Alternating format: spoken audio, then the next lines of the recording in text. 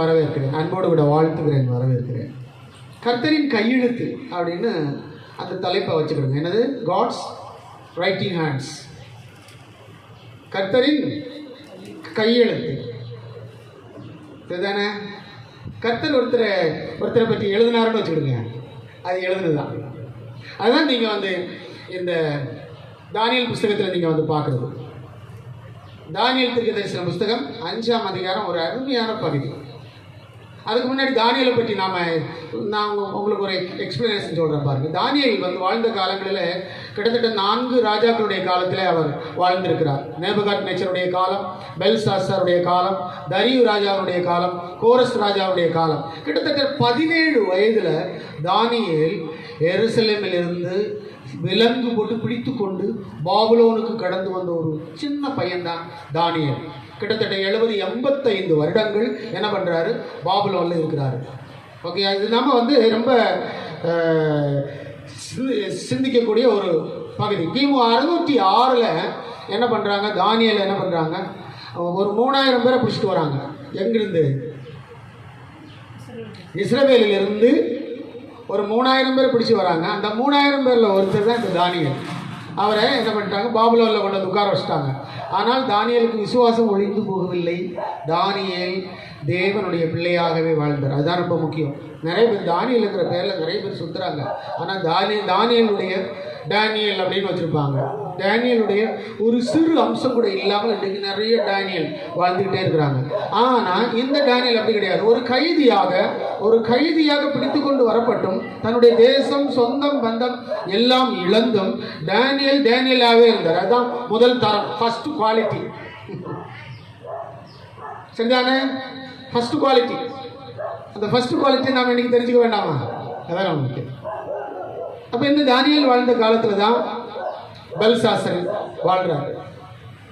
இந்த பெல்சாத்சார்ங்கிறவர் தானியேலுடைய காலத்தில் இருந்தவர் தான். ரொம்ப முக்கியமானவர் தான் இவர். பெல்சாத்சார் என்ன பண்ணுறாரு? ஆண்டவருக்கு விரோதமான ஒரு செய்கையை செய்கிறாரு. அதனால் பெல்சாத்சாருடைய காலத்தில் அந்த பாபிலோனிய பேரரசு வந்து என்ன செய்கிறது? வீழ்ச்சி அடைகிறது. அதான் ரொம்ப முக்கியம்.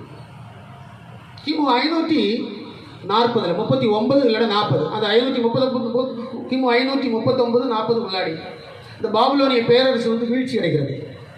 அது ஏன் தெரியுமா? கர்த்தருடைய கையெழுத்து அங்கே வருது பாருங்க. கர்த்தருடைய கையெழுத்து என்ன மாதிரி எழுதிச்சு பாருங்க. 25வது வசனம் பாருங்க. எழுதப்பட்ட எழுத்து என்னவென்றால் மெனே மெனே டெக்கல் உபார்சின் அப்படின்னு எழுதியிருக்கிறது. இன்னொரு வேடு கீழே இருக்குது, பெரேஸ் அப்படிங்கிற பேர் இருக்குது. பெல்சாத்சார் என்கிற அந்த ராஜாவுடைய காலம் இது வந்து கிமு 539. கிமு 539 பாபிலோனில் பெல்சாத்சார் என்ன பண்ணுறாரு? ராஜாவாக இருக்கிறாரு. பாபிலோனில் மொத்தம் 7 ராஜாக்கள் தான். அந்த 7 ராஜாக்களுடைய பெயர்களை உங்களுக்கு சொன்னால் இன்னும் கொஞ்சம் நல்லா இருக்கும் பாருங்கள். நெபுகத்நேச்சர், நெபுகத்நேச்சர், ஈவில் மொரடாக், நெபிநேசர், லாமக் மார்திக், அப்புறம் நெபோநீடஸ், கடைசியாக வந்து பெல்சாத்சார். இப்படி 7 பேர் பாபிலோனிய பேரரசில் ஆண்டு கொண்டவர்கள். மொத்தம் 7 ராஜாக்கள் தான். பாபிலோனிய பேரரசை பற்றி வேர்ல்டு ரெக்கார்டில் பார்த்தீங்கன்னா, வேர்ல்டு ஹிஸ்ட்ரியில் பார்த்தீங்கன்னா ஏகப்பட்ட விஷயங்கள் இருக்குது. அந்த அளவு முக்கியமான ஒரு பகுதி பாபிலோன்ங்கிறது இன்னைக்கு ஈராக். இவர்களுடைய மண்டபம், இவர்களுடைய இந்த அதாவது என்ன சொல்கிறது, பேலஸ், இவர்களுடைய பேலஸ் எங்கே இருந்துன்னு பார்த்தீங்கன்னா ஐப்ராத் நதி இருக்குது பாருங்கள், யூப்ரட்டிஸ் நதி. அந்த நதி பக்கத்தில் தான் இவர்கள் பெரிய மாளிகையை கட்டி வைத்திருந்தார்கள். அது ராஜரீக கம்பீரமாக இருந்தது. ராஜா அங்கே இருந்து தான் ஆட்சி செய்தார். இந்த கடைசி பெல்சாத்சார் ராஜாவும் அங்கே இருந்து தான் என்ன பண்ணியிருக்கிறாரு? ஆட்சி செய்திருக்கிறார். இவருடைய காலத்தில் தான் கையெழுத்து வந்துச்சு. கையெழுத்து ஓகே. எழுத்தறிவித்தவன் இறைவனாவான்.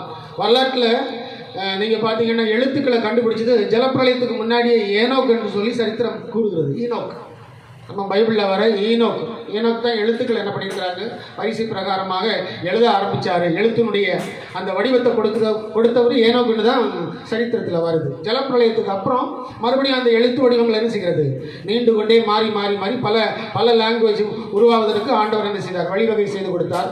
பாபிலோனிலேயே அந்த பாபிலோன் கோபுரம் அவர்கள் கட்டும் பொழுது அங்கே பாபிலோனில் ஆண்டவர் பாஷைகளை தாறுமாறாக்குறதையும் நீங்கள் காண முடியும். அதுதான். ஸோ பாபிலோன் ஒரு வேர்ல்டு ரெக்கார்டு, பாபிலோன் ஒரு பிபிலிக்கல் ரெக்கார்டு என்பதை நாம் வந்து புரிந்து கொள்ள வேண்டும். இந்த பாபிலோனில் அப்படி பேரரசுகள் உருவாகி 68 ஆண்டுகள் ராஜாக்கள் ஆட்சி செய்தார்கள். பாபிலோனிய பேரரசு 68 வருஷம் தான் இருந்துச்சு. அதில் 7 ராஜாக்கள். 7வது ராஜா தான் நீங்கள் பார்க்குற பெல்சாத்சார்னு சொன்னால் பேலுங்கிறது அவங்க வணங்கி வந்த சாமிக்கு பேர். அதான் பெல்சாத்சார் அப்படிங்கிற பேரில் அவருக்கு பேர் இருந்திருக்குது. ஓகேயா? அப்போ இந்த ராஜாவுடைய தலையெழுத்து ஆண்டவர் என்ன பண்ணுறாரு, கையெழுத்தாக எழுதுறாரு. எப்பவுமே தலையெழுத்து நமக்கு தலையில் இருக்குது. ஆண்டவர் திடீரென்று என்ன பண்ணுவார், கையெழுத்தாகவும் எழுதுவார். திடீரென்று ஆண்டவருடைய அத்தியாயங்கள் மாறும், திடீரென்று ஆண்டவருடைய திட்டங்கள் மாறும். மனுஷன் ஒழுங்கு இல்லைன்னா, மனிதன் சரியில்லைன்னா ஒரு நிமிஷத்திலே மாறும், ஒரு நாளிலே மாறும், அரை நாளிலேயும் மாறும். அதுதான் இந்த பகுதி இன்னைக்கு நீங்கள் பார்க்குறது. அப்போ கர்த்தருடைய கையெழுத்து எப்படி இருக்குது, மெனே டெக்கல் பாட்சன் அப்படிங்கிற அந்த வார்த்தை, மெனே என்கிற அந்த வார்த்தைக்கு you have been counted, your days has been counted until the end அப்படின்னு வருது. உன்னுடைய நாட்கள் கணக்கிடப்பட்டிருக்கிறது, அது முடிகிற வரைக்கும் உன்னுடைய நாட்கள் கணக்கிடப்பட்டிருக்கிறது. டெக்கல் அப்படிங்கிறதுக்கு you have been weighted on the scales, you have been weighed on the scale and found not good enough. உன்னை தராசில் நான் நிறுத்தி பார்த்தேன், உங்ககிட்ட நல்ல குவாலிட்டிகள் இல்லை என்று கர்த்தர் சொன்னார். யாரை பார்த்து, பெல்சாத்சாரை பார்த்து சொன்னார். மூணாவது என்னது, உபார்சின் சொன்னாரு, your kingdom is about to taken from you. உன்னுடைய ராஜ்யத்தை நான் எடுக்க போறேன். Yes, I am taking your kingdom from you. about to take அப்படின்னு ஒரு ராஜ்யத்தை நான் எடுக்க போறேன். பெரேஸ் அப்படிங்கிற இன்னொரு வேர்டு பாருங்க, it will be divided to Persians and Medians. அது பிரிக்கப்பட்டு என்ன பண்ணணும், கொடுக்கப்படும் அப்படிங்கிற அந்த எழுத்து அப்படியே கடற்கடன்னு சிவத்தில் எழுதிச்சு பாருங்க. இதை பார்த்தோன்னே ராஜாவுக்கு என்ன பண்ணிச்சுது, முழங்கால் எல்லாம் நடுங்கிச்சுதா. நீங்கள் பார்த்தீங்கன்னா 6வது வசனம் 5:6, அப்பொழுது ராஜாவின் முகம் வேறுபட்டது, அவனுடைய நினைவுகள் அவனை கலங்க பண்ணினது, அவனுடைய இடுப்பின் கட்டுகள் தளர்ந்தது, அவனுடைய முழங்கால்கள் ஒன்றோடொன்று மோதிக்கொண்டன என்று காரணம்.